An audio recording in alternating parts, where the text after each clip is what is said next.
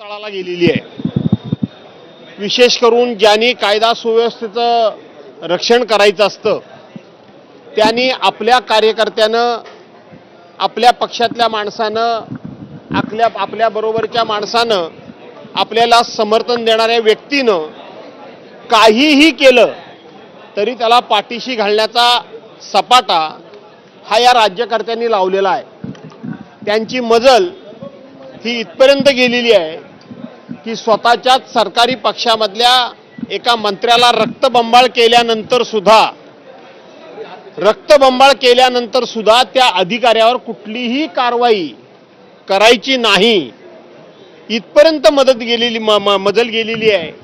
आणि म्हणून त्या सरकारला सहकार्य करणारे खासदार, हे खासदार किती निर्ढावलेले आहेत, किती बेमुरवतखोर झालेले आहेत आणि त्यांना सरकारचं किती पाठबळ असू शकेल। पत्रकारांना खुलेआमपणे मी मारेन, मी बोलतोय ते रेकॉर्ड करून ठेवा, तुम्हाला वाटलं तर मुंबईच्या कमिशनरला ते पाठवा, हे सांगण्यापर्यंत धाडस कधी जातं? तर आपण सत्ताधीश आहोत, आपण सत्ताधारी आहोत, आपण कोणालाही काही केलं तरी आपलं कोणी काही वाकडं करू शकत नाही, अशी सरकारबद्दलची ज्या वेळेला भावना होते त्याच वेळेला इथपर्यंत मजल जाते। धन्यवाद। सुरक्षा त्यांना आहे अशा पद्धतीने वायपर स्वतः, मला वाटतं सगळं विस्तारित मी बोललो।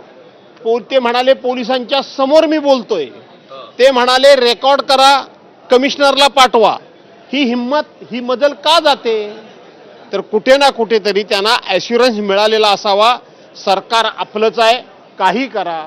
आणि म्हणून त्यांनी कमिशनरपर्यंत सांगा जे सांगितलं, त्यांनी पत्रकारांना मारेन, तुम्हाला मारेन, पुन्हा जर आलात तुम्ही तर, हे बोलण्याचं धाडस करण्याच्या पाठीमागं मी सांगितलं तेच आहे। सरकारचा कायदा सुव्यवस्थेचा पूर्णपणे कंट्रोल गेलाय, त्याचं हे उदाहरण जिवंत आहे। धन्यवाद।